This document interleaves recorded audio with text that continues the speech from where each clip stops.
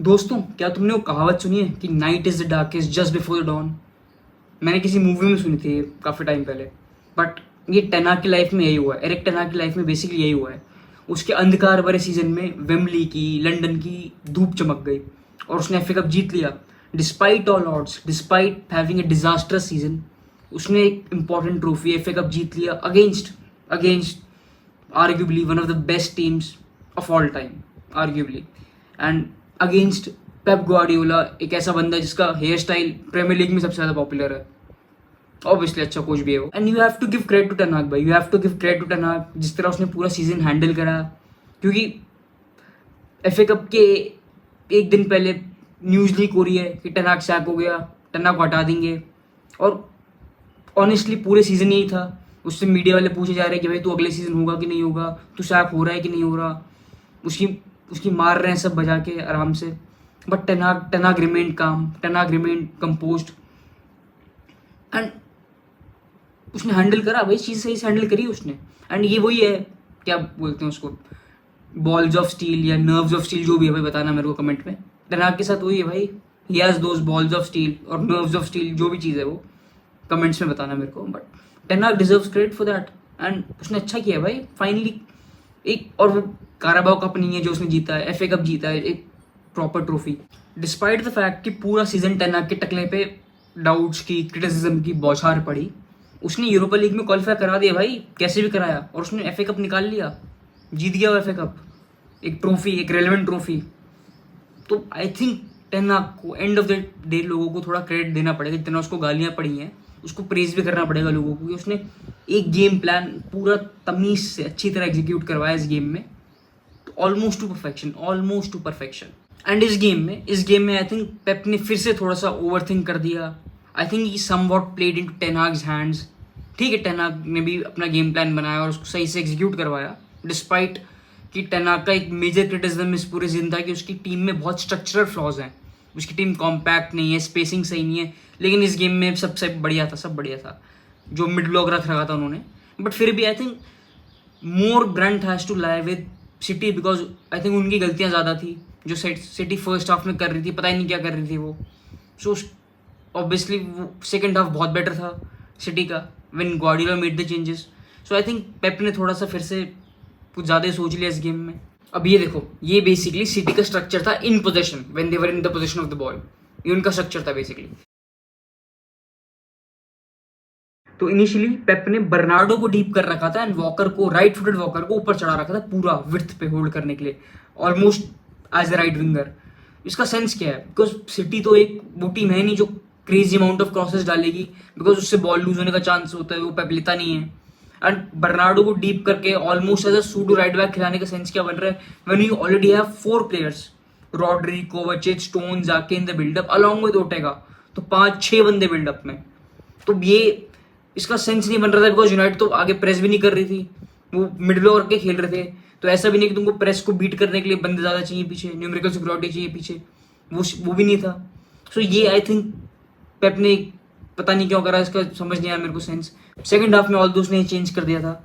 और ये देखो, यहाँ पे देखो बर्नार्डो कितना डीप है, almost like a right back, और उसको मिला के टोटल 5 लोग थे बिल्डअप में, गोलकीपर को मिला के 6, जबकि यूनाइटेड एक मिड ब्लॉक अप्रोच रख के बैठी हुई थी। And Walker is always higher than Bernardo. तो ये सिटी इनिशियली कर रही थी जो काम नहीं किया, और पेप ने चेंज कर दिया इसको बाद में। एक और बंदा जिसने सिटी के गेम प्ले को इस मैच में हैम्पर किया वो था ये हालैंड, ये चोटीबाज।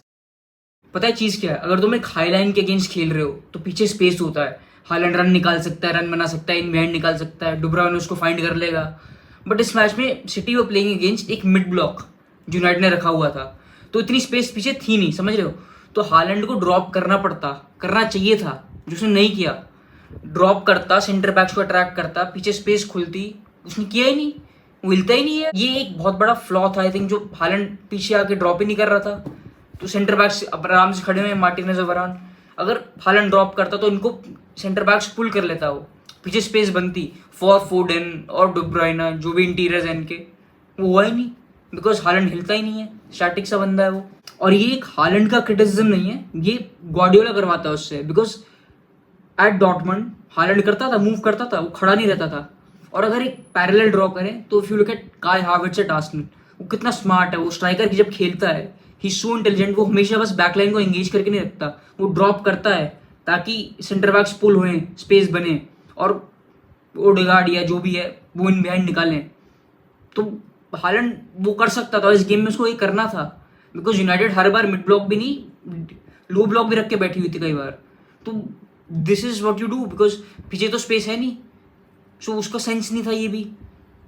आई थिंक ये भी एक फ्लॉ था सिटी के गेम का। And Holland is a great goal scorer, is a great player, but ये डायमेंशन ऑफ गेम, ये एस्पेक्ट ऑफ गेम, ये भी डेवलप करना पड़ेगा उसको आई थिंक।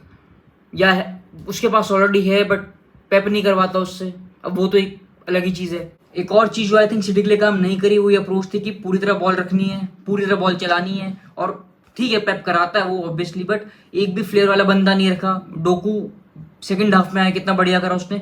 नूनेज तो चलो वैसे भी नहीं खेलता, बट ये सारे टेक्निकल बंदे भर दिए इन्होंने। गार्डियोल जो लेफ्ट बैक है, लेफ्ट विंग पे खेल रहा है, कोचिच, रॉड्री, स्टोन्स आके सब अंदर है, फोर्डेन, डी ब्रुयने। तो एक ऐसा बंदा जो टेक ऑन्स करे, जो 1v1 पे लीथल हो, जैसे कि डोकू, जो सेकंड हाफ में उसने करा भी, दो दो बंदे अट्रैक्ट कर लिए, स्पेस खुल गई। तो ये फर्स्ट हाफ में करता पेप तो ऑब्वियसली बेटर होता। तो ये अप्रोच आई थिंक थोड़ी बैकफायर कर गई उसकी, कि बॉल ही रखेंगे, बॉल देंगे नहीं ऑपोजिशन को, ट्रांजिशंस नहीं पड़ेंगे फिर। बट फिर भी पड़े ट्रांजिशंस, काउंटर्स पड़े यूनाइटेड के। सो ये अप्रोच थोड़ी बैकफायर करी, एंड आई थिंक इसमें फिर से पेप ने ओवरथिंक कर दिया। डोकू सेकंड हाफ में दो बंदे गार्नाचो और वैन बिसाको को हमेशा एंगेज कर रहा था, और उससे स्पेस खुल रहा था बीच में। एंड अगर पेप स्टार्टिंग से ये अप्रोच रखता जो उसने सेकंड हाफ में इंट्रोड्यूस की, तो सिटी एक आध गोल तो आराम से मार देती फर्स्ट हाफ में। और पेप खुद आके पोस्ट मैच प्रेस कॉन्फ्रेंस में बोल रहा है कि the plan was not good, the players know it. तो I think even a goat like Pep can get it wrong. और उसमें फिर क्रेडिट टेन हाफ को भी देना पड़ेगा कि उसने भी अच्छी अप्रोच रखी, उसने प्रेस नहीं, हाई प्रेस नहीं करवाई, उसको पता है वरना खुल जाते। और पता है कि नैरेटिव चल रहा है कि यूनाइटेड तो बस पार्क करने आई थी, बस डिफेंड करने आई थी, काउंटर पे खेलने और लॉन्ग बॉल डालने के लिए, जो कि एकदम गलत है। United I think United played some good football in this match. जब भी उनके पास बॉल थी, they played well, they played positive football.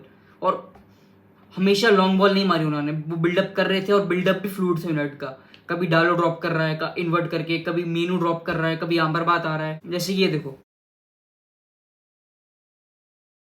और यूनाइटेड ने इस गेम में प्रॉपर रिस्क लिए हैं, बॉल ओवर द टॉप उनका एक ही टैक्टिक नहीं था, उन्होंने ओवरलोड्स भी क्रिएट किए, स्पेशली लेफ्ट साइड पे, ताकि सिटी को ओपन कर पाए, जैसे यहाँ पे। और तुम यहाँ पे देख रहे हो लेफ्ट साइड पे कितने बंदे भर रखे हैं, ओवरलोड क्रिएट किया हुआ है प्रॉपर, डिफेंसिव लाइन कितनी हाई है। और अगर यहाँ पे बॉल लूज हो गई तो यूनाइटेड का भूत बन जाएगा। तो ये डिफेंसिव फुटबॉल थोड़ी है भाई, ये तो रिस्क लिए हैं टेन हाग ने प्रॉपर। और यूनाइटेड की डिफेंसिव शेप एक मिड ब्लॉक में ये थी। तो पता पॉइंट क्या है, पूरा पॉइंट क्या है, वो ये है कि to play good football you don't always have to press high, तुमको हमेशा पागलों की तरह ऊपर नहीं चढ़ना होता। You can play good football in mid block also, और यही किया यूनाइटेड ने इस गेम में। और इस परफॉर्मेंस के पीछे सबसे बड़ा कॉन्ट्रीब्यूशन था Bruno Fernandes and Lisandro Martinez, इन दोनों लॉन्डो का। और मैं मजाक नहीं कर रहा, लेकिन जो इन दोनों ने गेम खेली है, जिन्होंने ओनिंग की है लिटरली सिटी की, वो कोई नहीं कर पाता भाई, अगेंस्ट सिटी तो कोई नहीं कर पाता। एंड आई थिंक ये ब्रूनो की one of the top 5 performances थी जब से वो आया यूनाइटेड में, 2020 में जब वो आया था, उसकी तब से लेके अब तक I think this is one of the best performances Bruno की। एंड मार्टिनेज, वो तो भाई अभी इंजरी से आया, वो क्या खेला, ही ड्रॉप्ड अ मास्टर क्लास। उसकी वो अर्जेंटाइन ग्रिट, वो लाइन ब्रेकिंग पासेस, सिटी की प्रेस को अट्रैक्ट करना, फिर वो लाइन ब्रेकिंग पासेस खेल देना, दिस वॉज मिसिंग भाई। ये मार्टिनेज जब होता तभी होता है ये चीज़। जॉनी इवेंट से तुम्हें एक्सपेक्ट कर नहीं सकते, वरान थोड़ा बहुत कर लेता है बट वरान फिट ही नहीं होता, कासिमिरो ये नहीं कर पाता। सो आई थिंक ग्वार्डियोला ने बोला कि Martinez is one of the top 5 centre backs. तो मेरे को समझ आता है टेन हाग क्यों रो रहा था पूरा सीजन। और ये देखो उसने करा क्या मार्टिनेज ने गेम में। एंड जो मार्टिनेज करता है, ऑन द बॉल क्वालिटी जो ऑफर करता है, जो लाइन ब्रेकिंग पासेस वो खेल देता है, वो यूनाइटेड के पास कोई और ऐसा सेंटर बैक नहीं है जो चीज़ ऑफर करता है, कोई और प्लेयर नहीं है यूनाइटेड के पास डिफेंस में जो ये चीज़ ऑफर करता है। और मार्टिनेज पूरा सीजन फिट नहीं था, वरान भी नहीं था जो थोड़ा बहुत ही कर लेता है। तो तुमको टेन हाग का पॉइंट समझ आता है बेसिकली कि प्ले स्टाइल के रिगार्डिंग। और उसने इस सीजन बहुत लॉन्ग बॉल खिलाई है उनाना से डायरेक्ट। तो बात इज सिंपल कि you can't play out from the back without centre backs who are comfortable on the ball, और यूनाइटेड के पास ये चीज़ नहीं थी पूरा season. So I think Ten Hag को भी थोड़ा सा people have to give him the benefit of doubt कि भाई तेरे पे प्लेयर थे ही नहीं, तो कैसे ही खेल लेता। अब पता है बात क्या है, मेन चीज़ क्या है कि whether Ineos should stick with Ten Hag और should they sac ten Hag. और FA कप फाइनल के बाद बहुत लौंडे बोल रहे कि भाई टेन हाग को रख लो, उसने बढ़िया किया, उसने ट्रॉफी जिता दी despite having a disastrous season, जो ट्रू है, उसने ट्रॉफी निकाल लिया, FA कप जिता दिया उसने। But there are two aspects to it कि there is a case for ten Hag and there is a case against ten Hag. Case for ten Hag simple है कि भाई उसने 2 सीजन में 2 ट्रॉफी जिता दी, लास्ट सीजन तो उसने बढ़िया किया ही था, इस सीजन में भी एक इंजरी हिट सीजन जिसमें उसकी टीम इतनी लुटी पिटी थी, उसने यूरोपा लीग में क्वालिफाई करवा दिया, ट्रॉफी जिता दी, और उसको रिप्लेस करोगे भी किससे, कोई ढंग का मैनेजर तो है नहीं मार्केट में। सो ये this is the case for ten हाग, उसको रखने का आर्ग्यूमेंट ठीक है, जो समझ आता है, which is true, logical. But एक और काउंटर आर्ग्यूमेंट भी हो सकता है which is the case against ten Hag. Case against ten हाग इसकी बेसिकली अगर तुम उसकी फ्लॉज देखो इस सीजन, जो उसने गलतियां की, उसकी इन पोजिशन अप्रोच गलत नहीं है, उसकी इन पोजिशन अप्रोच बढ़िया है, बट उसके जो मेन फ्लॉज हैं इस सीजन स्पेशली जो सामने आए, that was his handling of the personal और आउट ऑफ पोजिशन अप्रोच। वो किस तरह प्लेयर्स को यूज कर रहा है, पर्सनल को कब यूज कर रहा है, और उसकी आउट ऑफ पोजिशन अप्रोच तो ऑब्वियसली डाउटफुल है, क्वेश्चनेबल है। और अगर तुम एक बार सोचो कि इस सीजन टेन हाग रोता रहा इंजरीज है, but he always had Amrabat most of the times and Amad, फिर भी वो एंटनी को खिला रहा है, CDM पे कभी कासिमीर को खिलाया जा रहा है, वो अमरबात को ट्राई नहीं कर रहा, कभी एक बार ब्रूनो डीप कर रहा है when he already has Amrabat and Mainoo who can play at that position better than Bruno. तो ये तो ऑब्वियसली टेन हाग का एक फ्लॉ है, उसके पर्सनल यूज का। बट उसका जो एक और बहुत बड़ा फ्लॉ है that is is out of position approach. और टेन हाग जो हाई प्रेस करवाता है उसमें उसके विंगर को बेसिकली 2 लोगों से डील करना पड़ता है, ऑपोजिशन के सेंटर बैक से भी और फुल बैक से भी। और अगर सामने वाली टीम ने बॉल रिसाइकिल कर दी, गोलकीपर को वापस डाल दी, और गोलकीपर ने बॉल ऊपर से डाल दी टू द फुल बैक, जब टेन हाग का विंगर सेंटर बैक को प्रेस कर रहा है, तो पूरी प्रेस बीट हो जाएगी। ये तो लिटरली बेवकूफ़ी है, ये सही में बेवकूफ़ी है, not going for a man to man approach. जबकि हर टॉप टीम यूरोप में, ऑलमोस्ट सारी teams, top teams, they go for a man to man press, Ten Hag वो कराता ही नहीं है। और उसकी एक और बहुत बड़ी दिक्कत है कि उसको हाई प्रेस करना है, बट उसको अपनी बैकलाइन डीप रखनी है, तो तुम हाई प्रेस कैसे करोगे? तुम अगर तुम्हारे आगे बंदे चढ़े हुए हैं, तुम्हारी मिडफील्ड बैक नहीं कर रही प्रेस को, तुम्हारे सेंटर बैक से, तुम्हारे फुल बैक से प्रेस को बैक नहीं कर रहे, तो ऑब्वियसली मिडफील्ड में गैप्स बन जाएंगे और तुम खुल जाओगे। और ये टेन हाग कराया जा रहा है, चेंज भी नहीं कर रहा पूरे सीजन। वुल्व्स वाली गेम जो फर्स्ट गेम थी ऑफ द सीजन, उसमें भी यही फ्लॉ था, और टेन हाग ने अभी तक उसको चेंज नहीं किया। So there is a strong case against ten Hag also. And जो लोग बोल रहे हैं कि उसको सैक कर दो, उसको हटा दो, they also have a valid point. और जो लोग बोल रहे हैं कि उसको रख लो, उसको रिटेन कर लो, वो आर्ग्यूमेंट भी सेंस बनाता है, बिकॉज मार्केट में कोई ढंग का मैनेजर तो है नहीं, उसको रिप्लेस किससे करोगे? So both these views make sense, but I personally feel कि उसको एक सीजन अंडर इनियोस मिलना चाहिए।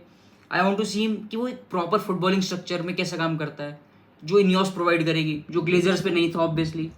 सो आई वांट टू सी कि टेन हाग एक बार उसको एक स्पोर्टिंग डायरेक्टर मिल जाता है और उसको रिक्रूटमेंट सही मिल जाती है, तो वो क्या करता है। आई थिंक एक सीजन उसको और मिलना चाहिए, that would be how you assess him. बाकी देखते हैं इनियोस क्या करती है। लेकिन दोस्तों, अगर आपको कंटेंट पसंद आया हो तो प्लीज़ इस चैनल को सब्सक्राइब कीजिए, वीडियो को शेयर कीजिए, लाइक कीजिए, एंड कमेंट्स में अपने व्यूज़ बताइए मेरे को। बाय।